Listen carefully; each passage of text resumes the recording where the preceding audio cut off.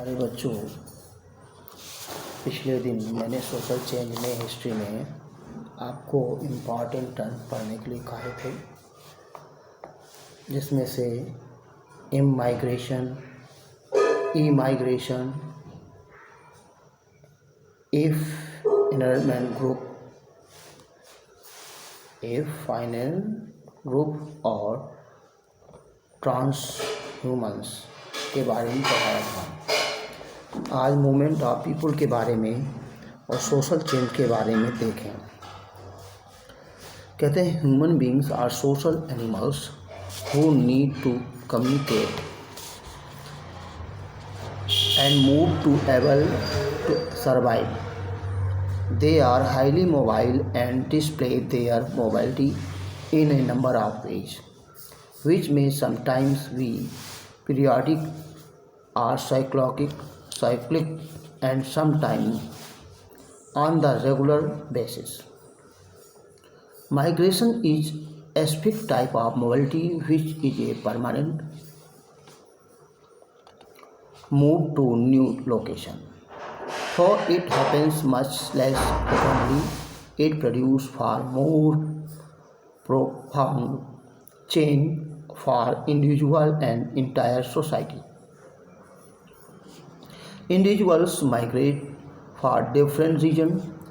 We may classify them into push and pull factors and include war, domination, political instability, it is, which force a community to seek refuge elsewhere. Economic factors include starvation, famine, drought, unemployment, etc., which force people to move out their permanent homes.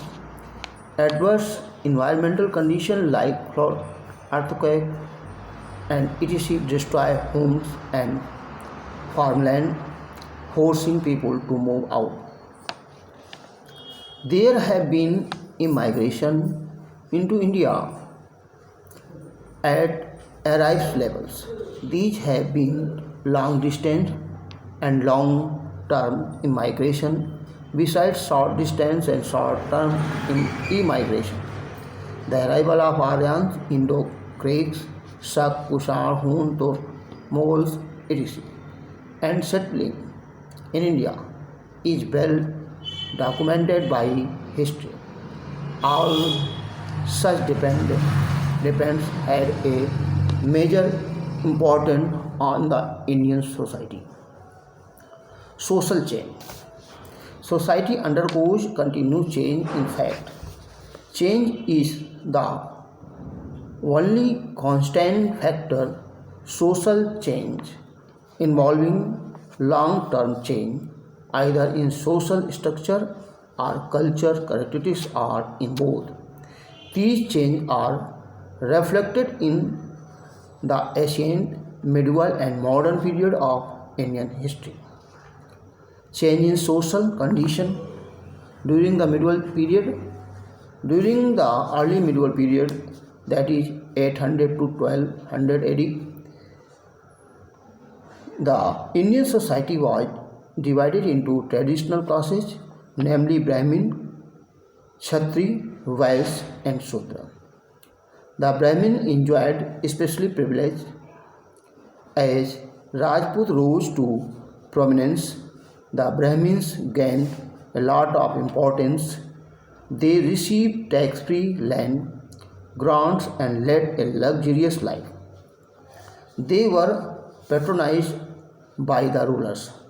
They interpreted the Vedic and text and even rewrote the Dharma Shastra and emphasized their superiority over other castes.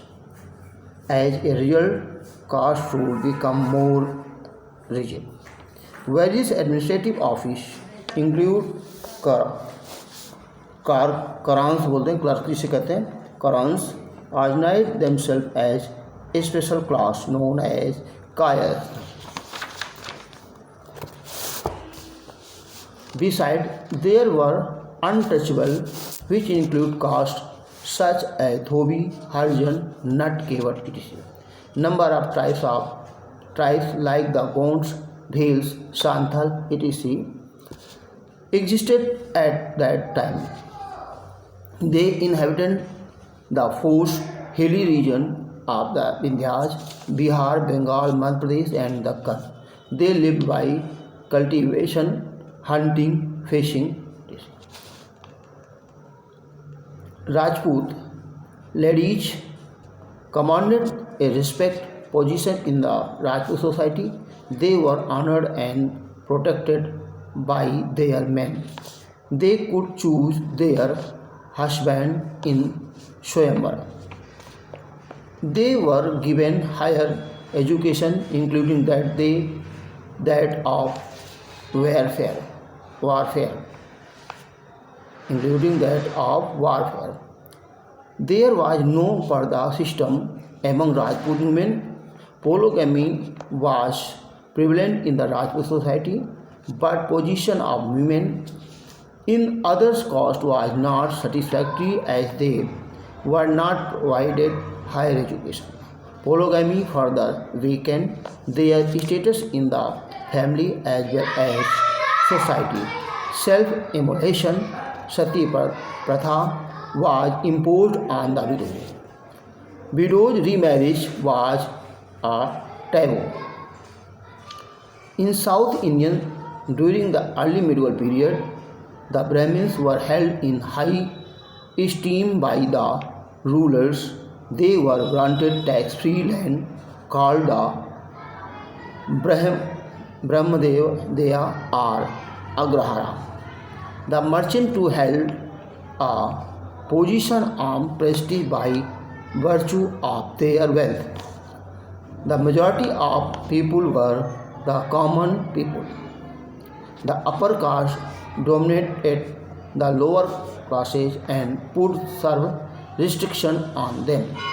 They were debarred farming, entering the temple, and were not allowed to draw water from the village well or tanks. During the Sultanate period, 12th century to 15th century, the Indian society was divided into Hindu-Muslim. At the beginning, Hindu considered Muslim to be impure and untouchable and did not intermix with them, as they were cruelly treated by Muslim conquerors. The Sultanate, encouraged by the conversion of the Hindus to Islam by offering them many concessions, all the Hindus had to pay jizya. The Hindu society was again divided into principal caste Brahmin, Kshatriya, Vaishya, Shudra in order of rank and status. There were numbers of mixed castes as well. The position of Brahmins and Kshatriya had deteriorated. The Brahmin no more enjoyed royal patronage, while Kshatriya had lost political power, which left them highly demoralized. The position of the Hindu women deteriorated further as they had no independent status. Child marriage, along with parda system, brought about degradation in their condition. Sati was common but not forced. The institution of Devdasis in the temple, particularly in the south, was in existence. Slavery was fairly common in those days. Muslims enjoying Hindu women who were forced to intern and Muslim court novelty with the dance and music. The Muslim population include the Turk, Afghan, Mongol, called the New Muslim, the Abyssinians and Arabs, etc. Among the different foreigners, the Turk monopolized political power in India. They believed in racialism and despise law born on truth. With the passage of time, conversion to Islam increased, especially among the low-caste Hindu. The Muslim too had religious difference. The rivalry between the Shia and Sunni continued throughout the medieval period. The Afghans were the sworn enemies of the Mughals. The Muslims mostly lived in the urban areas, while the converts mostly live in the rural areas. The Indian origin Muslims engaged in handicrafts and petty trades in the cities. Beside the artisan work, there were Muslim butchers, water carriers, washermen, engravers, painters, weavers, barbers, carpenters, etc. Royal household and rich aristocratic Muslim families used to employ domestic servants. War was the most important source of supply of slaves. Prisoners of war, mostly Hindu, were enslaved. Slaves were also imported from Africa, West and Central Asia. The Muslim women in India occupy a subordinate position and were at the mercy of their husbands, who could marry at least 4 times according to the Sharia. They observed strict parda and wore a burqa whenever they went out. Now, next day.